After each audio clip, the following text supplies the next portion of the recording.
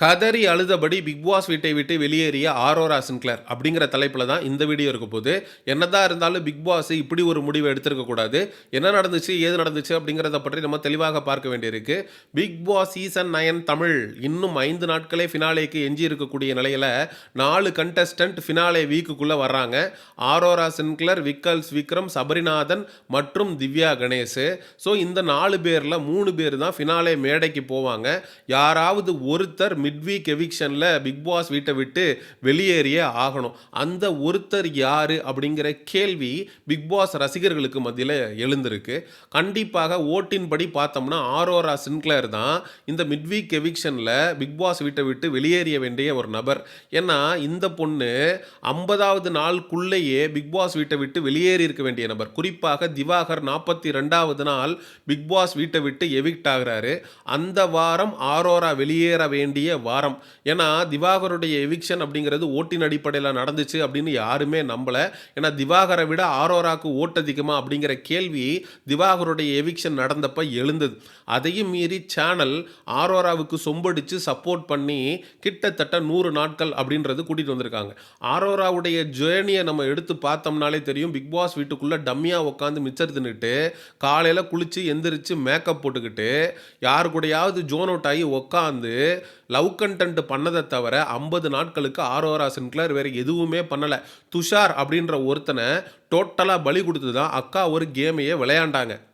இந்த துஷார் பொட்டி படுக்கையெல்லாம் கட்டிக்கிட்டு ஆரோரா கூட சேர்ந்து பழகின ஒரே காரணத்திற்காக அவனுடைய கேமை தொலைச்சிட்டு பிக் பாஸ் வீட்டை விட்டு வெளியேறினான். துஷார் போனதுக்கப்புறம் அக்கா கமருதீனோட சேர்ந்து பக்காவாக ஒரு ட்ரையாங்குலர் லவ் ஸ்டோரிக்குள்ளே மாட்டி கிட்டத்தட்ட கமருதீன் மற்றும் பார்வதி பிக் பாஸ் வீட்டுக்குள்ளே இருக்கிற வரைக்கும் இவங்களும் சேர்ந்து ட்ராவல் ஆகுறாங்க. அதாவது ஆரோரா சின்க்ளருடைய அந்த கேம்ல இருந்து துஷார், கமருதீன் மற்றும் பார்வதி இவங்க 3 பேரையும் எடுத்துட்டிங்கன்னா வெறும் 0 தான் அவங்க. இந்த ஜெயம் ரவி இந்த சாப்பீஸ்ல இருந்து இந்த மாவை கழிச்சிட்டிங்கன்னா உழைப்பு தான் மிஞ்சுன்ற மாதிரி ஆரோரா சின்க்ளர் கிட்ட இருந்து கமருதீன், பார்வதி, துஷாரை எடுத்துட்டிங்கன்னா ஆரோராட்ட மிஞ்சுறது வெறும் லிப்ஸ்டிக்கு, அதுக்கப்புறம் மேக்கப்பு, அதுக்கப்புறம் அவங்க பண்ணக்கூடிய நல்ல ட்ரெஸ்ஸிங், இது மட்டும்தான் மிஞ்சும். அப்படி தான் அக்கா கிட்டத்தட்ட 100 நாட்கள் டிராவல் பண்ணியிருக்காங்க.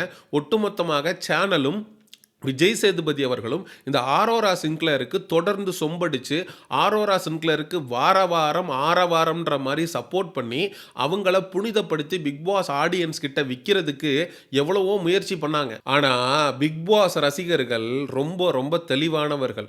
எப்படி சாண்ட்ரா பார்வதி மற்றும் கமருதீனுக்கு ரெட் கார்டு வாங்கி கொடுக்கறதுக்கு ஒரு ட்ராமாவை போட்டு அது ஊரை ஏமாத்திருக்கு, ஹோஸ்டான விஜய் சேதுபதியும் சேனலையும் நம்ப வச்சிருக்கு அப்படின்னு சாண்ட்ராவை புறக்கணித்து பிக் பாஸ் வீட்டை விட்டு அதுக்கு அடுத்த வாரமே ரெட் கார்டு கொடுக்கப்பட்ட அதுக்கு அடுத்த வாரமே சாண்ட்ரா பிக் பாஸ் வீட்டை விட்டு வெளியேறுவதற்கு பிக் பாஸ் ரசிகர்கள் காரணமாக அமைந்தார்களோ அதே போல் ஆரோரா சின்க்ளரையுமே புறக்கணிச்சிருக்காங்க. குறிப்பாக கானா வினோத் விஷயத்தில் கானா வினோத்தை பொட்டி எடுக்க தூண்டுனது ஆரோரா சின்க்ளர் தான். ஆனால் விஜய் சேதுபதி அவர்கள் சொம்ப எடுத்துட்டு ஆரோரா சின்க்ளர்னால கானா வினோத்து பொட்டி எடுக்கலை அப்படின்னு ஆரோரா சின்க்ளருக்கு ஒயிட் வாஷ் பண்ணி பிக் பாஸ் ரசிகர்களை முட்டாளாக்குறதுக்கான முயற்சிகளை தொடர்ந்து பண்ணிக்கிட்டே இருந்தார்.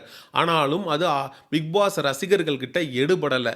அன்அஃபிஷியல் ஓட்டிங்கை நம்ம நம்ப முடியாது அப்படின்னாலும் அன்அஃபிஷியல் ஓட்டிங்கில் ஆரோரா சின்க்ளர் கடைசி இடத்துல பரிதாபமான நிலையில் இருக்காங்க. உண்மையிலேயே ஓட்டின் அடிப்படையில் இந்த வாரம் எவிக்ஷன் அப்படின்னு ஒன்று நடக்குது அப்படின்னா midweek எவிக்ஷனில் Aurora Sinclair big pass வீட்டை விட்டு வெளியேறியே ஆகணும். ஏன்னா ஆரம்பத்தில் இருந்து ஆரோரா சின்க்ளருடைய கேமு பிக் பாஸ் வீட்டுக்குள்ளே இருக்கக்கூடிய ஆண்களை நம்பியே இருந்திருக்கு. திவாகரோட சேர்ந்து கண்டென்ட் பண்ணுறது, திவாகருக்கு கண்ணாடி வழியாக முத்தம் கொடுக்கறது, திவாகருக்கு பிராங்கிஸ் பண்ணுறேன் அப்படின்னு, அதாவது திவாகரை கண்ணை மூட வச்சு ஆரோரா சின்க்ளர் கிட்ட முத்தம் கொடுக்குற மாதிரி பாவலா பண்ணி எஃப்ஜே முத்தம் கொடுத்துருவான். திவாகர் ஆரோரா சின்க்ளர் தான் நமக்கு முத்தம் கொடுத்துருச்சு போல இருக்கு அப்படின்னு ஒரு கற்பனையில் வாழ்ந்துட்டு இருந்தான்.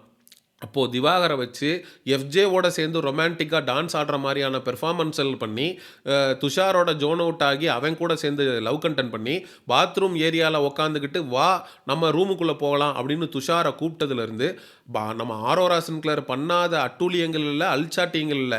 ஆனால் இதே ஆரோரா சின்க்ளரை தான் சமூக ஊடகங்களில் ஒரு தரப்பு புனிதப்படுத்தி காட்டிக்கிட்டு இருக்காங்க. இந்த ஆரோரா சின்க்ளர் உண்மையிலேயே எப்படிப்பட்ட நபர் அப்படின்னு அவங்களே வாக்குமூலம் கொடுத்துருக்காங்க. இது 2வது வாரம் 3வது வாரம் நடந்த ஒரு இன்சிடென்ட்டு. பிரவீன்ராஜ் தேவசகாயம் அப்படின்னு ஒருத்தன் இருக்கான். அவன்கிட்ட ஒரு கான்வர்சேஷன்ல இருக்கும்போது, நான் 10த் படிக்கும்போது நான் ஒரு பையன லவ் பண்ணேன். அந்த பையன் என்ன விட்டுட்டு போயிட்டான். அதுக்கப்புறம் ரொம்ப வருஷம் ஆயிடுச்சு. நான் வந்து Snapchatல என்னோட ஃபோட்டோஸ் எல்லாம் எடுத்து நான் வந்து பகிர்ந்துகிட்டு இருந்தேன். அப்படி என்னுடைய ஃபோட்டோவை பார்த்து மதிமயங்கிய அந்த 10த்தில் என்னை விட்டு சென்ற காதலன் திரும்ப எனக்கு வந்து மெசேஜ் பண்றான். மெசேஜ் பண்ணி நம்ம மீட் பண்ணலாமான்னு கேட்குறான். நானும் சென்னையில தானே இருக்கேன். மீட் பண்ணலான்னு சொல்லிட்டு அவன மீட் பண்றேன். அப்படி மீட் பண்ணும்போது அவன் கூட பைக்ல ஏறி உட்காந்து அவன பின்னாடி உட்காந்து கட்டி பிடிச்சுக்கிட்டதா இருக்கட்டும். அதுக்கப்புறம் தியேட்டர்ல உட்காந்து அவனுடைய கை கோர்த்துக்கிட்டதா இருக்கட்டும். இதெல்லாம் பண்ணி நான் எவ்வளோ அழகா இருக்கேன் பார்த்தியா? நான் லிட்டரலா ஃப்ளிர்ட் பண்றேன் அவன்கிட்ட. அவன்ட்ட நான் அவனுடைய ஆசைய தூண்டுறேன். அப்படின்ற மாரி அக்கா பண்ணது கொஞ்சம் நஞ்சம் இல்ல. எல்லாமே பண்ணி அவன் கூட அவன் மேல இன்ட்ரஸ்டடா இருக்கிற மாரி காட்டி, கடைசில அவனுக்கு டாட்டா, பாய் பாய்ன்னு சொல்லிட்டு, அவன வந்து எல்லாத்துலயுமே பிளாக் பண்ணிட்டு, "நான் உனக்கு கிடைக்கலல்ல. நான் எவ்வளோ வேல்யூபிளான பெர்சன் தெரியுமா? இப்ப நான் எவ்வளோ பிரெட்டியா இருக்கேன் தெரியுமா? ஆனா இப்போ நான் உன்னுடையவள் இல்ல." அப்படின்னு சொல்லி அவன கழட்டி விட்டுட்டு வந்த கதைய பிரவீன்ராஜ் தேவசகாயம்ட்ட சொல்றாங்க. 10வது படிக்கும்போது அவனுக்கு என்ன வயசு இருந்திருக்கும்? அவன் உன்ன விட்டுட்டு போயிருக்கான் அப்படிங்கிறப்போ, நீ எரும மாடு வயசு ஆனதுக்கப்புறம், அவன் கூட போயி பின்னாடி உட்காந்து கட்டி பிடிச்சிட்டு போயி, கையோட கை கோர்த்து உட்காந்து சினிமா பார்த்துட்டு, கடைசில அவன கழட்டி விட்டுட்டு நீ வந்துட்டு எல்லாத்துலயும் பிளாக் பண்ணிட்டு போற அப்படின்னா, நீ எந்த அளவுக்கு கேவலமான மனநலம் கொண்ட ஒரு ஆளா இருப்ப. அப்போ இப்படிப்பட்ட ஒரு நபரை அங்கீகரிக்கிறது எந்த விதத்தில நியாயம்? இதெல்லாம் பிக் பாஸ் வீட்டுக்குள்ள நடந்தது. அக்கா குடுத்த ஒப்புதல் வாக்குமூலம்.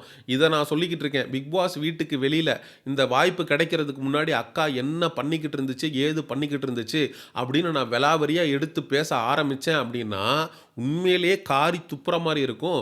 இந்த அக்காவுக்கு இதுக்கு முன்னாடி இருந்த பேர் என்ன?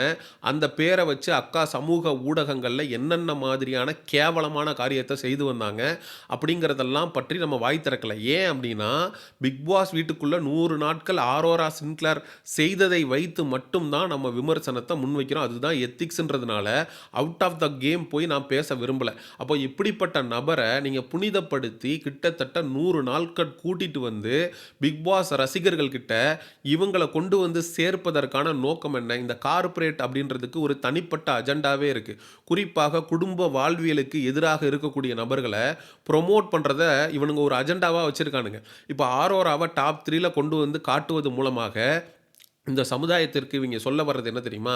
தன்னுடைய அப்பா, அம்மா, குடும்பம் எல்லாத்தையும் விட்டுட்டு ஒரு பெண் வெளியில வந்தாலும், அந்த பெண்ணால சாதிச்சு காட்ட முடியும் அப்படிங்கிற ஒரு உளவியலை ஏற்படுத்துறது தான். அதாவது லட்சம் பேரு தன்னுடைய குடும்பத்தை பிரிந்து வெளியில வர்றாங்க அப்படின்னா, அதுல யாராவது ஒருத்தர் மட்டும் தான் ஆரோரா சின்க்ளேர் மாதிரி மிகப்பெரிய இடத்திற்கு போக முடியும். மிச்சம் இருக்கக்கூடிய எல்லா பெண்களுமே உண்மையிலேயே தன்னுடைய குடும்ப சப்போர்ட் இல்லாம கஷ்டப்படுவாங்க அப்படிங்கிறது தான் 100க்கு 100 மறுக்க முடியாத உண்மை. Aurora Sinclair is such a bad example. நம்மளும் ஆரோரா சின்க்ளேர் மாரி Instagramல, YouTubeல ஆபாச கன்டென்ட்கள போட்டோம் அப்படின்னா, நம்மளையும் பிக் பாஸ் மாதிரியான பிளாட்ஃபார்ம் அங்கீகரிக்குமா? அப்படின்னு கண்டிப்பாக நெறைய இளம் பெண்கள் தவறான வழிக்கு போவதற்கான வாய்ப்புகள் இருக்கு. அப்போ பல பேருடைய வாழ்க்கையை சீரழிக்கணும் அப்படிங்கிற சீக்ரெட் அஜெண்டாவுக்காக இந்த ஆரோரா சின்க்ளேரை புனிதப்படுத்தி இந்த சேனல் மக்களுக்கு மத்தியில கொண்டு வந்து சேர்ப்பதற்கான முயற்சியை எடுக்கிறாங்களோ அப்படிங்கிற குற்றச்சாட்டு எழுந்திருக்கிறது. கண்டிப்பாக இந்த ஆரோரா சின்க்ளேர் என்கிற நபர் பிக் பாஸ் ரசிகர்களால் மக்களால் புறக்கணிக்கப்பட வேண்டிய நபர். புறக்கணிக்கப்பட்டு மிட்வீக் எவிக்ஷன்ல அவங்க பிக் பாஸ் வீட்டை விட்டு வெளியில துரத்தப்பட வேண்டும் அப்படிங்கிறது தான் நம்மளுடைய தாழ்மையான கருத்து. அது நடக்கணும் அப்படின்னா இந்த காணொளியை இந்த வீடியோவை நிறைய பேருக்கு ஷேர் பண்ணி ஆரோரா சின்க்ளேர் எப்படிப்பட்ட கேவலமான ஒரு கேமை விளையாடி இருக்காங்க, இந்த வாய்ப்பு அவங்களுக்கு எப்படி கிடைச்சது அப்படின்னு மக்களுக்கு கொண்டு போய் சேர்க்க வேண்டியது உங்களுடைய கடமை. சரி, இந்த 4 பேர்ல மக்களாகிய நீங்க யாருக்கு ஓட் பண்ணி ஜெயிக்க வைக்க போறீங்க அப்படிங்கிறத பற்றியும் மறக்காம கமெண்ட் செக்ஷன்ல சொல்லுங்க. அண்ட் எக்ஸ்க்ளூசிவ் பிக் பாஸ் அப்டேட்ஸுக்கு மிஸ்டர் செய்யோன் சேனலை சப்ஸ்கிரைப் பண்ணுங்க. See you in the next video. Bye bye.